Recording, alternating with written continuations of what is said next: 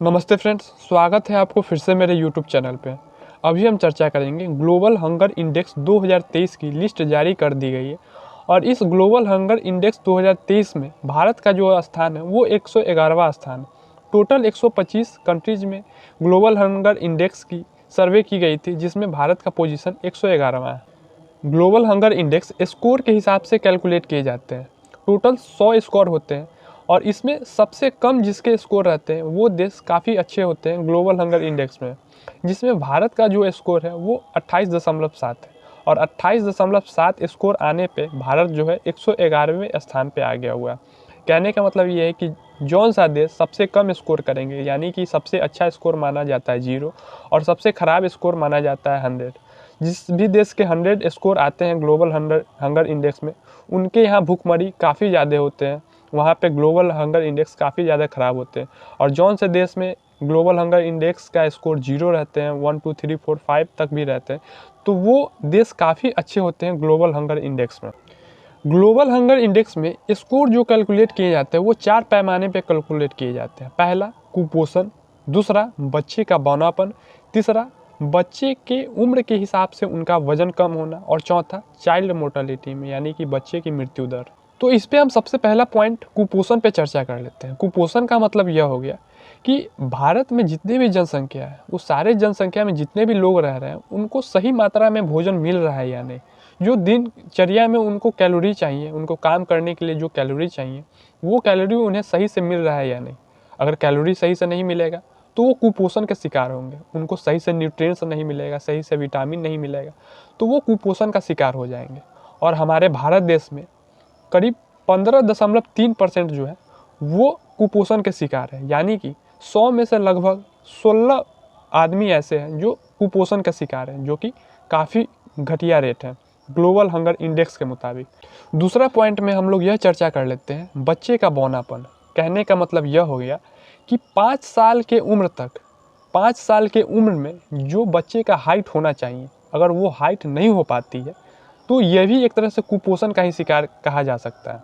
अगर बच्चे को सही से न्यूट्रिएंट्स नहीं मिलेंगे, 5 साल के उम्र तक जो उनको हाइट मिलनी चाहिए, अगर वो हाइट उसको नहीं मिल पाएंगे तो बच्चे जो है वो बौना हो जाएंगे।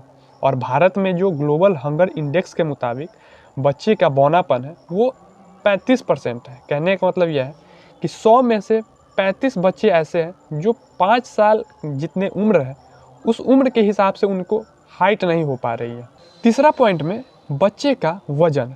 कहने का मतलब यह हो गया कि 5 साल के उम्र तक जो बच्चे का वजन होना चाहिए, अगर उतना भी वजन पूरा नहीं हो पाता है तो यह भी कहीं ना कहीं कुपोषण का ही शिकार है। और हमारे भारत देश में ग्लोबल हंगर इंडेक्स के मुताबिक 18% जो है वो बच्चे का वजन उम्र के हिसाब से काफ़ी कम है। कहने का मतलब ये हो गया कि 100 में से 18 बच्चे ऐसे हैं जो 5 साल पूरा होते होते तक उनका वजन 5 साल के उम्र लायक पूरा नहीं हो पाता है।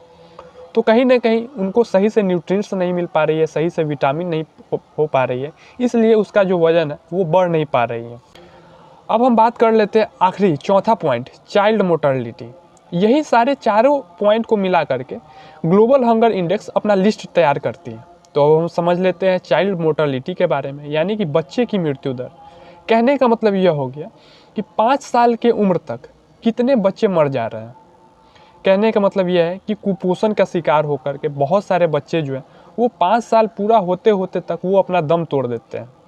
और ग्लोबल हंगर इंडेक्स के मुताबिक 1000 बच्चे में से करीब 31 बच्चे जो है वो 5 साल भी पूरा नहीं कर पाते हैं और उससे भी पहले मर जाते हैं।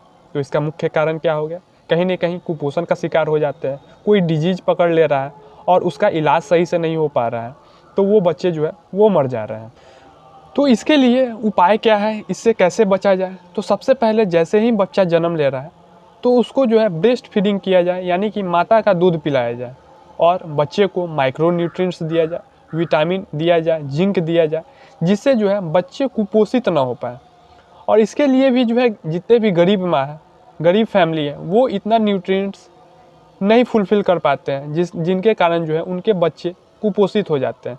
तो यहाँ सरकार से भी अनुरोध करना चाहते हैं कि कुछ इस टाइप का स्कीम लाए कि करीब 5 सालों तक घर में जो बच्चे हो रहे हैं उनको जो है देखभाल, उनको जो है दूध की कमी ना हो, विटामिन की कमी ना हो, माइक्रोन्यूट्रिएंट्स की कमी ना हो, इनका जो देख रेख, इनका जो ख्याल है वो कम से कम सरकार रखे, जिनसे जो है बच्चे जो कुपोषित हो जा रहे हैं वो कुपोषित ना हो। बहुत सारे ऐसे देश हैं जहाँ तक 8-8 साल तक बच्चे का ध्यान जो है वो सरकार खुद रखती है, और जब 8 साल से बड़े हो जाते हैं तो उनके फैमिली वाले उनका ध्यान रखते हैं। तो सरकार भी कुछ ऐसा स्कीम लेकर आए जिससे बच्चे जो है वो कुपोषित ना हो पाए। अब लास्ट में हम आपसे एक छोटी सी रिक्वेस्ट करेंगे कि यह वीडियो जो आप देखे हैं, यह इन्फॉर्मेशन जो आप समझे हैं, ये इन्फॉर्मेशन आपको कैसी लगी, आप कमेंट बॉक्स में कमेंट करके रिप्लाई देने का कोशिश ज़रूर करेंगे। धन्यवाद।